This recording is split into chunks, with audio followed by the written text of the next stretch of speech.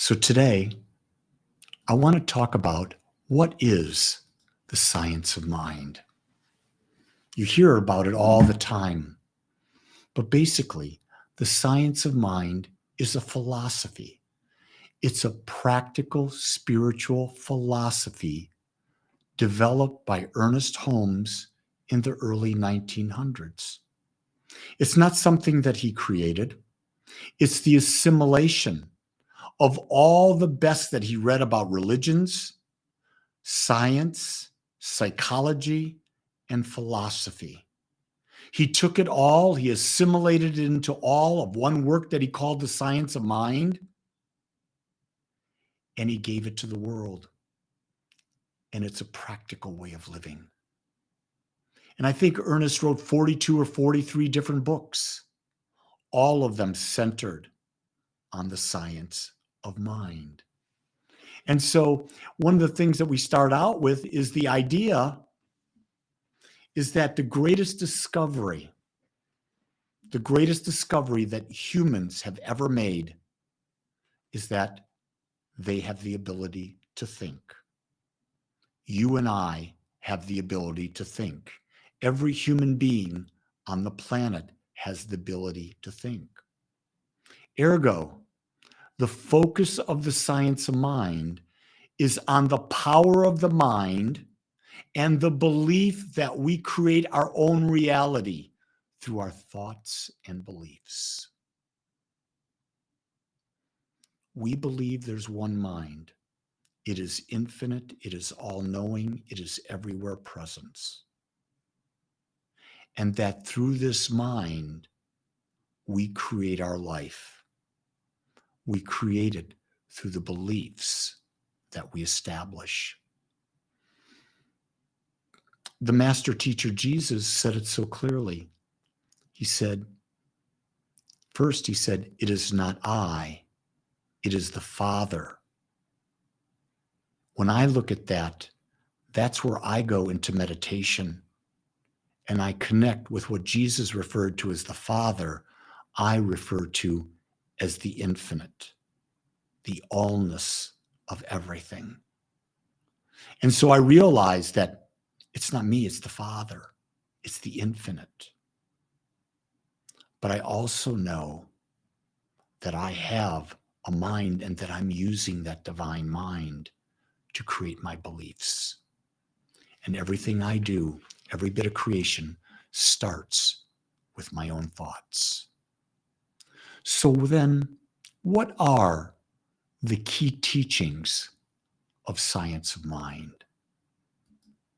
Number one, the first, and from which all is based, and that is the teaching of oneness. The science of mind emphasizes the idea that everything in the universe is interconnected and that we are all one with the divine. When we can understand and embrace oneness, we're so far down the path. Because really think, if there is an infinite, that's all there is, and that infinite is a oneness, and if we're created out of it by it, then we are a part of that oneness. And I don't know about you, but when I go into a state of meditation, which I do 2 times every day, and I get to have moments of that experience, there's nothing greater in my life. My ego, and my body dissolve. And I go into a state where I realize all I am is a wave of energy. And how I think and what my beliefs are mold that energy into my body and into the experiences in my life.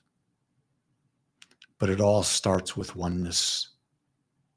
And that's why meditation is one of the 2 pillars of the teachings of science of mind. Right before Ernest died, he said this, I wished I'd have focused more on love than law. When Ernest talks about law, he's talking about how to use the creative power. When he's talking about love, he's talking about oneness and the connection. So when you read Ernest's books and you study the teachings, you don't hear as much conversation about meditation as you do about using the creative power. But you can't use the creative power effectively without a sense of oneness. So meditation is an integral part of everything that we teach. So oneness is where we begin. And then we go to the creative power of the mind. The science of mind teaches that our thoughts and beliefs have creative power, and that we can use our minds to create the life we choose.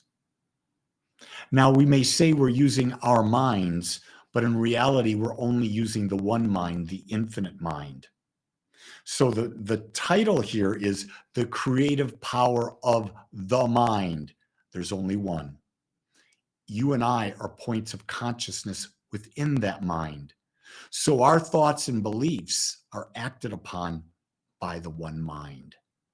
So we've got oneness, and because of oneness, there's one mind, and there's the creative power that exists within it that you and I are directing 24/7, 365 by the nature of our thoughts, that which we hold consciously and unconsciously. The law sees it as a mold, it fills it, it makes it so.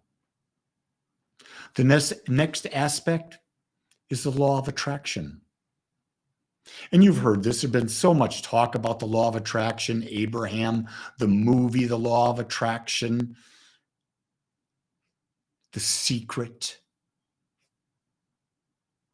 The science of mind teaches that like attracts like, and that we attract into our lives where we focus our energy. So if you believe and have an energy that relationships are hard, you're going to attract relationships that are difficult. If you believe that money is difficult, you're going to attract situations where it's difficult to get money. But if you believe you're abundant at the core of all that you are, that energy you put out will attract abundance into your life in so many different ways. If you look at your life, realize that everything you are attracting is a response to the magnet of thought that you've created for yourself. And so it's important to understand that. Now, here's where Ernest Holmes created something different. And that is in our next topic, and that is spiritual mind treatment. The science of mind emphasizes the power of directed thinking and the use of treatment to connect with the divine and direct our creative power.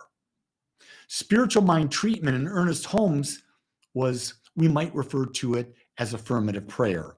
It's prayer that is not asking or beseeching. Because when you're asking, you're beseeching, you're realizing, I got to go outside myself to get what I want.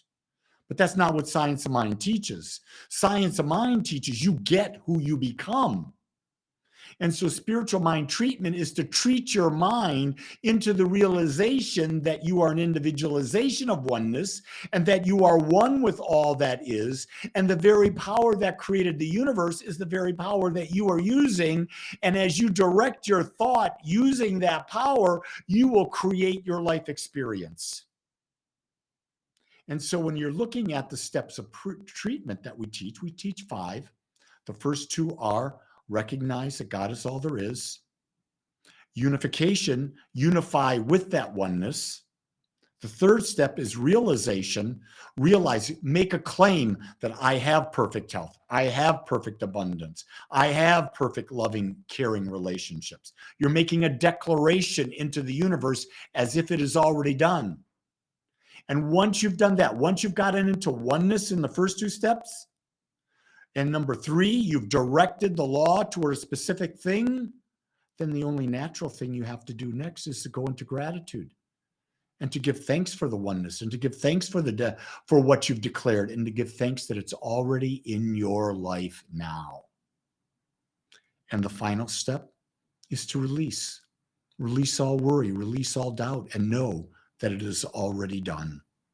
Because the infinite always makes beliefs happen. If something is not happening in your life, it's because the belief has not been fully realized within your own consciousness. So after spiritual mind treatment, we talk about something that I love, and that's spiritual healing. The science of mind teaches that we can use our minds to heal ourselves and others by changing our thoughts and our beliefs. I've proven this to myself.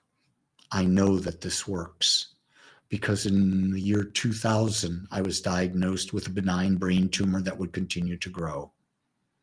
I was recommended to have surgery by the physicians. I told my doctor I wanted a year. I didn't need to have surgery. It wasn't bothering me. And he says, take your year, then come back and we'll do the surgery. I took a year and I meditated twice every day. I used the power of spiritual mind treatment. I used the power of visualization. I used the power of changing some of my physical habits. A year later, I went back and it showed there was no longer a tumor. So I know it worked for me. I proved it. And that's what I ask you to do. Don't believe me. Don't believe a single word I say. Prove it for yourself. If you've got something to heal, it's about seeing yourself as whole and perfect. We could talk about these concepts for days and days and weeks and weeks. But right now I'm giving you an overview. And I'm giving it to you so that you get a full context about what we teach. The next thing I want to talk about is self-realization. The science of mind emphasizes the importance of self-realization, or the process of discovering our true selves and our connection to the divine. Remember when I was talking about spiritual mind treatment? The second step is unification. Unification is the step of self-realization, realizing you have a body and you have a mind, but you are so much more than this body. You are so much more than this mind. You are a unique individualization of the infinite using the one mind. When you can get that realization, you become a transformative agent in your life, in the lives of others, and the lives of the world. It's a fascinating thing. So when we break it down, the science of mind teaches that we are all interconnected with the divine and with each other, and that we have the power to create by changing our thoughts and our beliefs. So I just think this is probably the most practical and beautiful teaching I've ever witnessed. So let's look at it just really again. Science of mind is the focus on the power of the mind and the belief that we create our own reality. The basic premises of the teachings are we teach oneness, the creative power of the mind, the law of attraction, spiritual mind treatment, spiritual healing, and self-realization.